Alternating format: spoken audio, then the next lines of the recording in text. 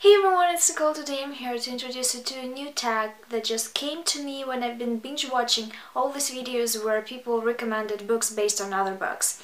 Obviously, books that they liked. But I figured that you can determine your tastes not only by books that you like or things that you like, but also by things that you dislike. The rules are simple. They resemble the rules of the if you liked it, you'll like this book tag. But in this case, you will show a book that you didn't like for a certain reason and you will name this reason. For example, it didn't surpass your expectations and you actually love the concept and you would like to read a book with such concept but with a better execution. Or there were certain plot points that you disliked but you're still excited about the idea. And then you will show the book that in your opinion executed this type of plot well. The point of this tag is not to shit on other people's preferences, but instead to help other people to find something that will be more up to their tastes and to show that there are more books about a certain thing that you expect. Obviously, reading tastes are very subjective, so I hope there won't be any fights in the comments down below. The first book on my list is Shadow and Bone by Lee Bardugo, and it's actually a book that I really liked, but I expected more from it, and I can admit it up front. Especially I have to say a lot about the third book that I feel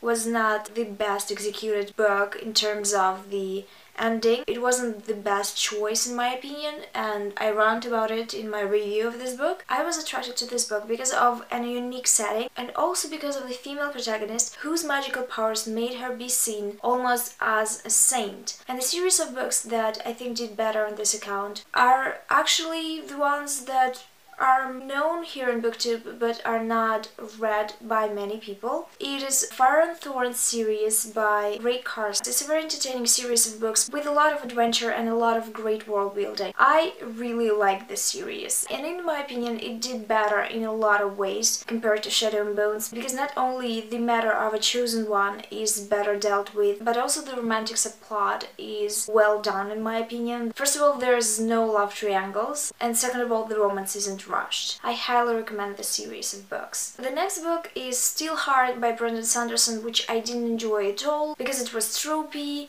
The female characters were non-existent. Well, there were female characters, but they were included only to show that our protagonist is heterosexual and that he lusts after women, because every time this particular female character did something, it was shown through the lenses of our protagonist, who couldn't appreciate the female strength or the female mind, and every awesome move that she done, we had to suffer through the eyes of a protagonist. The whole book struck me as a desperate desire to get a movie deal. But I was attracted to this book because of two reasons. First, it's Brandon Sanderson, who everyone raves about, and I didn't read any books by him until that one, and I didn't like it. And the second point is that it's an ensemble cast, and I love great ensemble casts. I've read better books after this one, which I'm going to show you. First, I'm going to recommend The Long Way to a Small Angry Planet by Becky Chambers, which also has an ensemble cast and is a sci-fi book. It follows a crew of a ship named Wayfarer, whose job is to make holes in the universe so people can travel faster from one planet to another planet. It's a great character-driven space opera, something that I think lacks in the Still Hard because it's more action-packed than character-driven,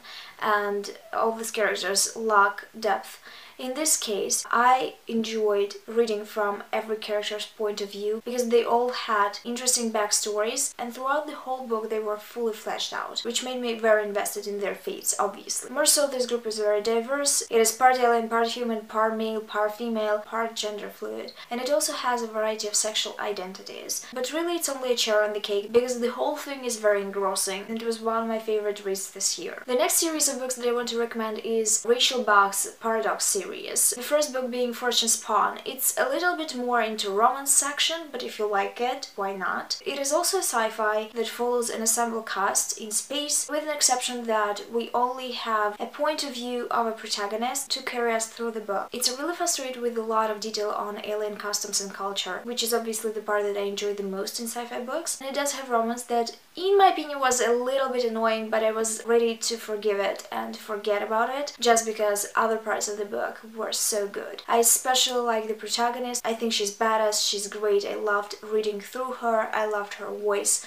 and I do really recommend these books. And the next series that I would like to recommend if you didn't like Steelheart is ironically by Lee Bardugo, and it's Six of Crows series. It's hyped for a good reason because Lee Bardugo's writing got so much better from Shadow and Bone. I loved this ensemble cast. It's also a fantasy series in Grisha universe, but you don't have to read Shadow and Bone series if you don't want to. It follows a bunch of criminals that take a well-paid job to break out a very dangerous criminal from an unbreakable prison. All the characters are from different backgrounds. They follow different moral codexes, and that I think is this special thing that makes the story work. I adored these books, especially the second one. It's a duology. I'm used to these characters so much. I really am mourning my loss. Obviously, we'll not see them again. The story ended, and I believe Lee Bardugo is not planning to write anything about these characters anymore, so I'm very sad. The next book is Soulless by Gail Carriger. It is also a book that I quite liked. I just think it will be a great base in this tag for introducing another book. If you read Soulless, you know that it's about a paranormal Victorian Britain where all the creatures are living in the light of the day, hence the vampires, obviously. Our protagonist is Alexa Tarbody, who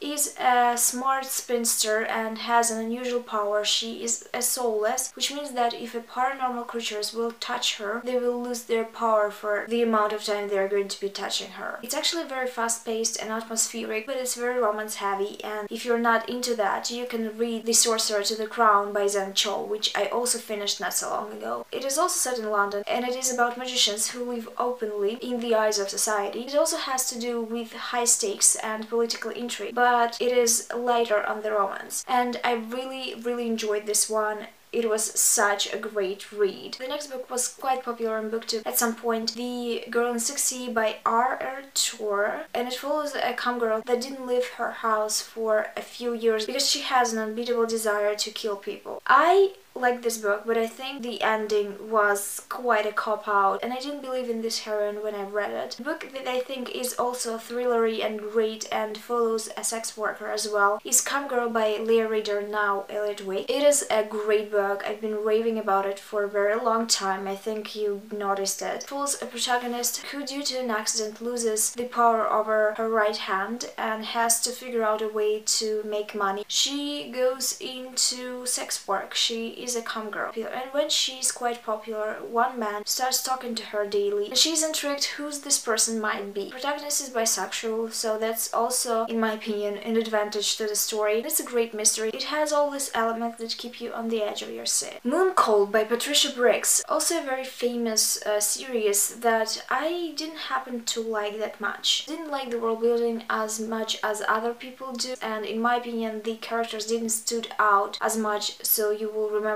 their names and you will be able to figure out who's who. My go-to paranormal series is actually the other series by Anne Bishop. I think they are genius, and I definitely know the name of every character in this book because they have strong voices, and the romance is amazing because it's so slow building. I really enjoyed these books. That's all the books that I wanted to mention in this video. Now that we're getting to the most responsible part of this video, I'm going to list all the people that I want to do this tag on the screen.